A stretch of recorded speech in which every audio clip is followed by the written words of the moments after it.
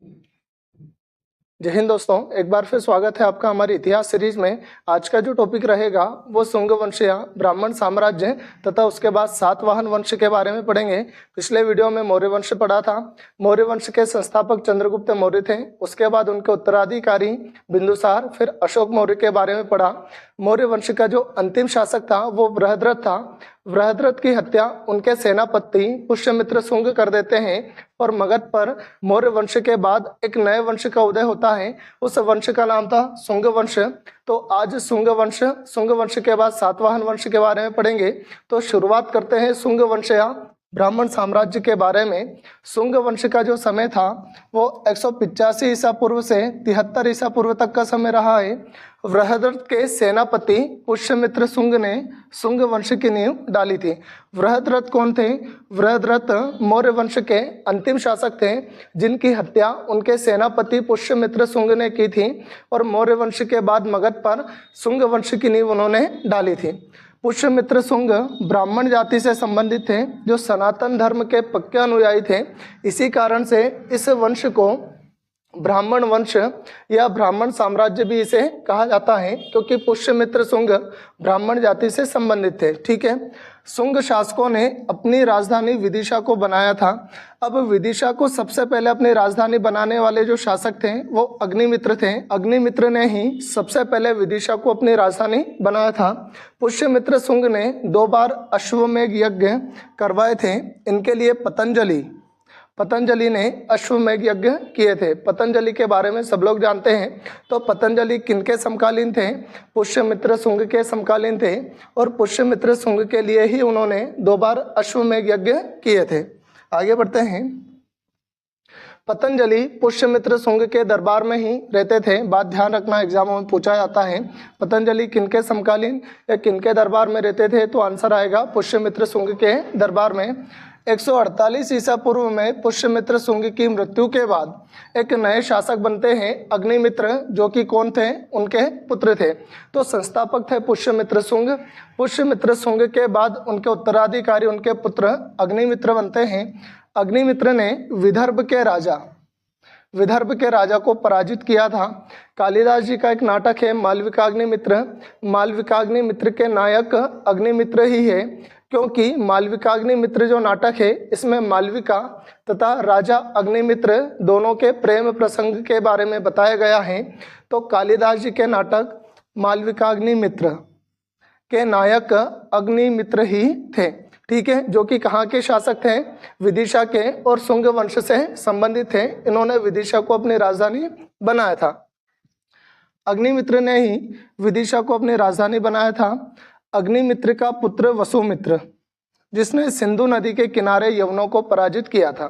सबसे पहले पुष्यमित्र शुंग, फिर उनके उत्तराधिकारी अग्निमित्र बनते हैं। अग्निमित्र के बाद उनके पुत्र जो वसुमित्र थे वो शासक बनते हैं और वसुमित्र ने सिंधु नदी के किनारे यवनों को पराजित किया था। वसुमित्र के बाद जो वसुमित्र हैं, इनके बाद अग्निमित्र के बड़े भाई सुज्येष्ठ राजा बने थे। ठीक है, क्रम क्या है? पुष्यमित्र शुंग, फिर उसके बाद अग्निमित्र, फिर वसुमित्र, फिर उसके बाद अग्निमित्र के बड़े भाई सुज्येष्ठ जो थे वो इस वंश के शासक बनते हैं। शुंग वंश के समय संस्कृत भाषा और सनातन धर्म का उत्थान हुआ था, क्योंकि ये ब्राह्मण जाति से संबंधित थे। और इस समय पर बौद्धों का पतन हुआ था, क्योंकि बौद्ध धर्म से ये चिढ़ते थे। बौद्ध धर्म को ये बिल्कुल भी पसंद नहीं करते थे। पुष्यमित्र शुंग को कलिंग नरेश खारवेल ने हराया था, ये बात ध्यान रखना। पुष्यमित्र शुंग को कलिंग नरेश खारवेल हराते हैं। शुंग काल के समय ही यहाँ से सबसे ज्यादा प्रश्न बनता है, क्योंकि मैंने आपको इतिहास के स्रोत में बताया था सबसे पुरानी या प्राचीन स्मृति मनुस्मृति थी। और मनुस्मृति किस वंश से संबंधित है? शुंग वंश से। तो ये पॉइंट यहाँ पर भी आएगा। शुंग काल के समय ही पहली स्मृति या सबसे पुरानी स्मृति मनुस्मृति की रचना हुई थी, जो किस वंश से संबंधित है? शुंग वंश से संबंधित है। अब यहाँ पर पाणिनि है, पाणिनि की पुस्तक अष्टाध्यायी। पाणिनि की पुस्तक अष्टाध्यायी पर पतंजलि ने महाभाष्य नामक टीका लिखी थी। भरूत एवं सांची के स्तूप, ये भी बहुत इंपॉर्टेंट है एग्जाम के हिसाब से। भरहुत एवं सांची के स्तूपों का पुनर्निर्माण रिकंस्ट्रक्शन शुंग काल के समय ही हुआ था। ठीक है, शुंग वंश के अंतिम शासक कौन थे? देवभूति।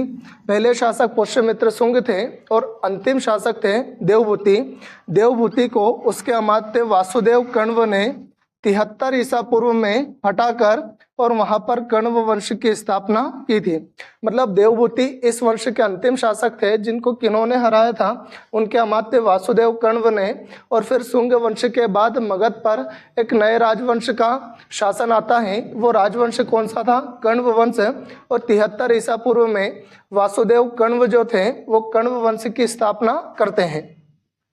कण्व वंश का जो अंतिम शासक था वो अंतिम शासक सुशर्मा था, जिसकी हत्या 30 ईसा पूर्व में सातवाहन शासक सिमुक ने कर दी थी।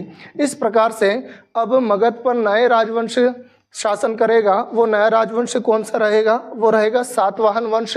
और पढ़ते हैं सातवाहन वंश के बारे में। एग्जाम की दृष्टिकोण से सातवाहन वंश बहुत महत्वपूर्ण टॉपिक है, क्योंकि यहाँ से 2-3 प्रश्न जरूर आते हैं बार बार। एक तो इनकी राजधानी पूछी जाती है, एक भूमि अनुदान करने की प्रथा किन शासकों ने चलाई थी, ये प्रश्न पूछा जाता है।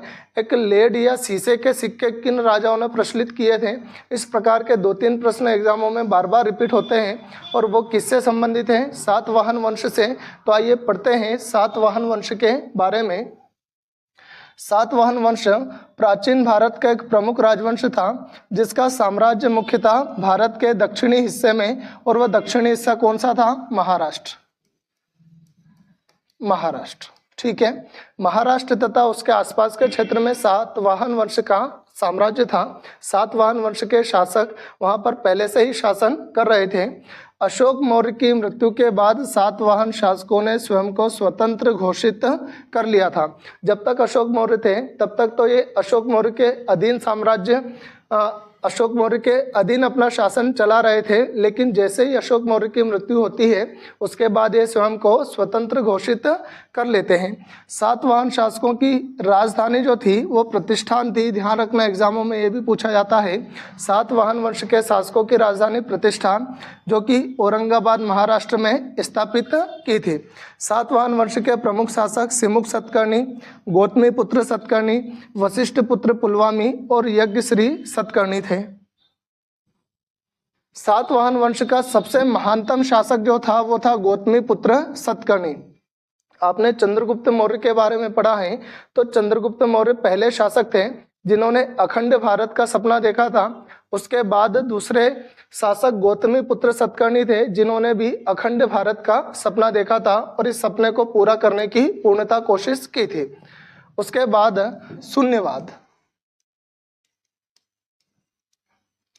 शून्यवाद के संस्थापक नागार्जुन गौतमी पुत्र सतकर्णी के समकालीन थे, जिन्होंने शून्य के बारे में बताया, विश्व को शून्य का मान दिया, विश्व को शून्य से अवगत कराया।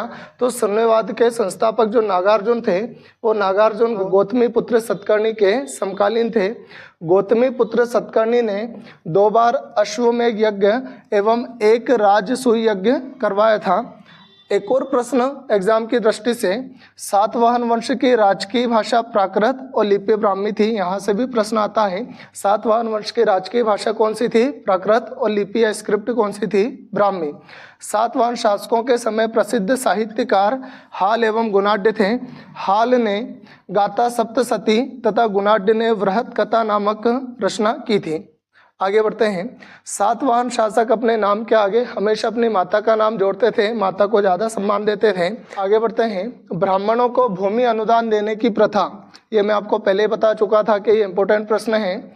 ब्राह्मणों को भूमि अनुदान देने की प्रथा का प्रारंभ सबसे पहले किन्होंने किया था? सातवाहन शासकों ने। वशिष्ठ पुत्र पुलवामी को दक्षिणापतेश्वर की उपाधि भी प्रदान की गई थी। एक बात और ध्यान रखना, सातवाहन शासकों ने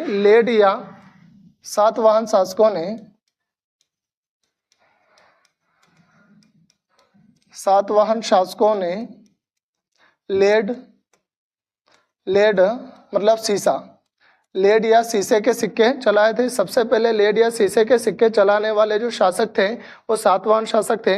सातवाहनों ने महत्वपूर्ण स्थापत्य कृतियों का निर्माण किया था, जैसे कार्ले का चैत्य मंदिर, अजंता एलोरा की गुफाएं, अमरावती कला का निर्माण, नागार्जुन कोंडा के स्तूपों का निर्माण और सभी सातवाहन शासक दक्षिणापथ के स्वामी कहलाते थे। बात ध्यान रखना। आगे बढ़ते हैं। सतकर्णी प्रथम को पुराणों में भगवान कृष्ण का पुत्र कहा गया है। इस प्रकार से प्राचीन इतिहास में एक वंश और बचा है। सातवाहन वंश के बाद आएगा गुप्त वंश और गुप्त वंश के बाद अपना प्राचीन इतिहास समाप्त हो जाएगा। तो आज का वीडियो थोड़ा छोटा था, आज के लिए बस इतना ही। यदि आपको वीडियो अच्छा लगा तो इसे लाइक करें, शेयर करें तथा सब्सक्राइब करें हमारे उत्कर्ष एकेडमी पचोर के यूट्यूब चैनल को। आज के लिए बस इतना ही। जय हिंद, जय भारत।